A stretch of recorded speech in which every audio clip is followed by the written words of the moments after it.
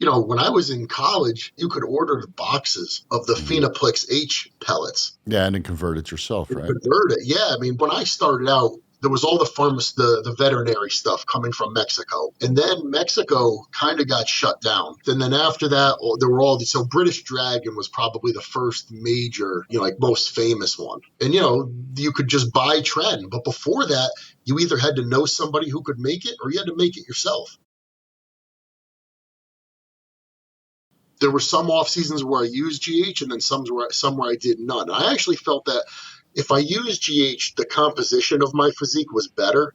But when I Hmm. didn't use any GH, I actually got bigger and stronger. And then I Okay. responded better to it when I would use it. Because if I was going to pick a time, should I use? If I could only choose between the two, Hmm. take GH in the off season or take it in prep, I'm obviously going to use it in prep. Right. And this is during the day and age that Serostim and pharmaceutical growth hormone was more difficult to source. And when you do source it, it's probably like $10 a unit. I was lucky. I only ever used Serostim. I Uh-huh. always had access to it, and that's the only growth hormone. Aside from the occasional, like one year, I just happened to have a whole bunch of that. It was called Nutropin AQ, Yeah. um, Hmm. That's also pharmaceutical some grade. Yeah. Norditropin, some Sizin. But Hmm. I never used Chinese growth. I was always lucky to always have pharmaceutical GH. So no kick tropins from the GH15 visits. No, but early on in like 2004, 2005, Gintropin Yeah, was but those are legit. If you those get were the real ones, good. those are pretty good. Yeah, Those those are were pretty good. good.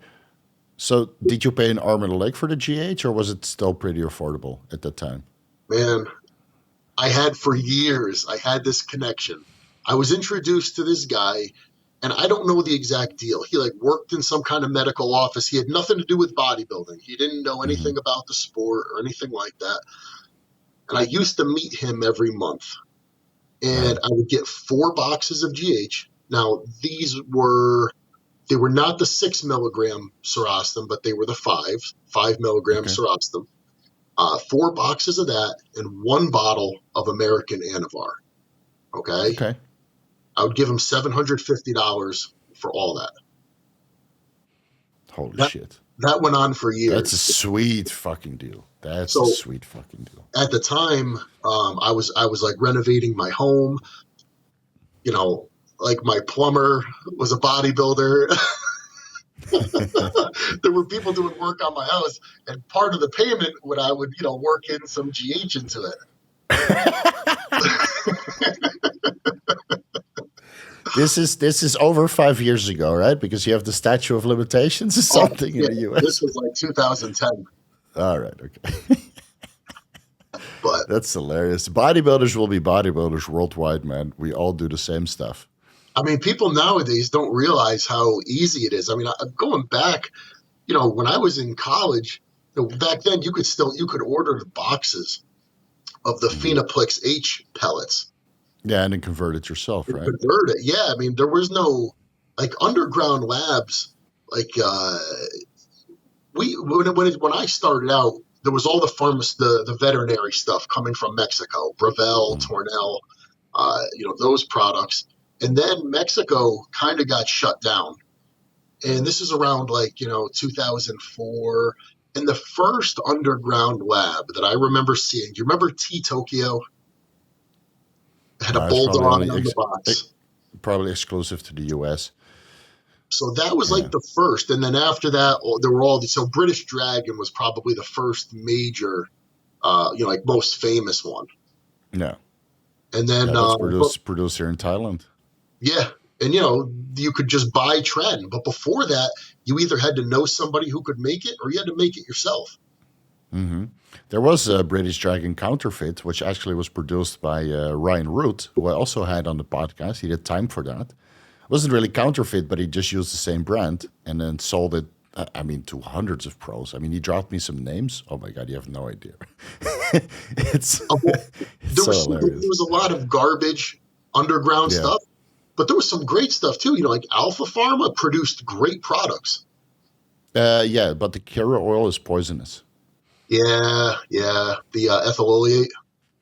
No, I don't know what they use. They use ethyl oleate in some of their formulations, but I also suspect that they use propylene glycol because some Uh, of their high dose concentrations is I don't know. You feel sick right away. You get test flu within 5 minutes, and then you see the white blood cells just skew and the C-reactive protein goes sky high. So I usually tell people just to avoid anything produced in India because you never know what the oil they use. This is how I found out about the synthetic carrier oils from brands that are produced in India, and they always mention carrier oil or oil quantity sufficient, which is a huge red flag for me. You have like oil QS that I put like 250 milligrams testosterone enanthate, excipients quantity sufficient. I'm like, what are the excipients? And you right. can't send it in for third-party testing because they only check for active pharmaceutical ingredients. So I did a boatload of self-experimentation, and I came to the conclusion that none of this stuff. Anytime I see excipients QS, I just don't touch it. Interesting. Yeah, and that's One that's of the over things years of experimentation. One of the things I found was once you could no longer get the Zambon, which then became Desma, Yeah. Winstrol amps, finding good injectable Winstrol was very, very difficult.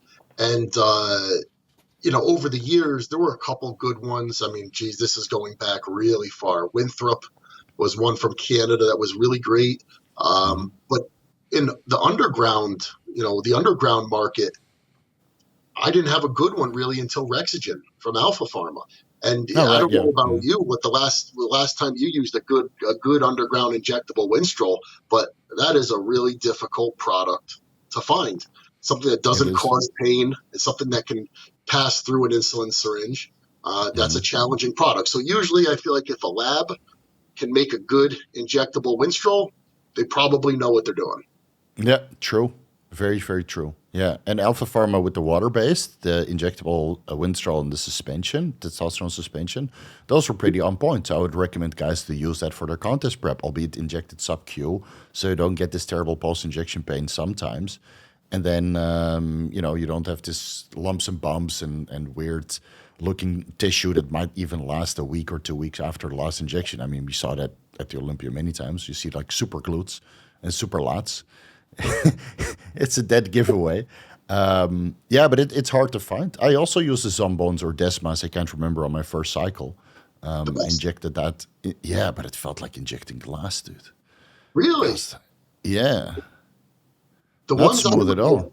over the But it was years, I virgin do. muscle, so like maybe it's just me. Maybe I was just a pussy at the time. When they were good, you shake them all up and line up a dozen of them, and then they settle out, and it's you know half precipitate, half water. They're all Yeah. exactly level. Passes through an insulin pin. I will say though, over the years, I had ones that I knew were counterfeit because the Mm. color of the ring around it, instead of being yellow, was more like this gold color, and I Hmm. knew they were fakes from Bulgaria, but they were fantastic, Oh, really? Okay. excellent. Did you ever get post injection pain from Winstrol? Because there are some guys who tolerate suspension quite well. When it's good Winstrol, no problem. When it's bad, ah, horrible. Can't walk. Can't walk. Yeah. Everywhere you put it's a problem.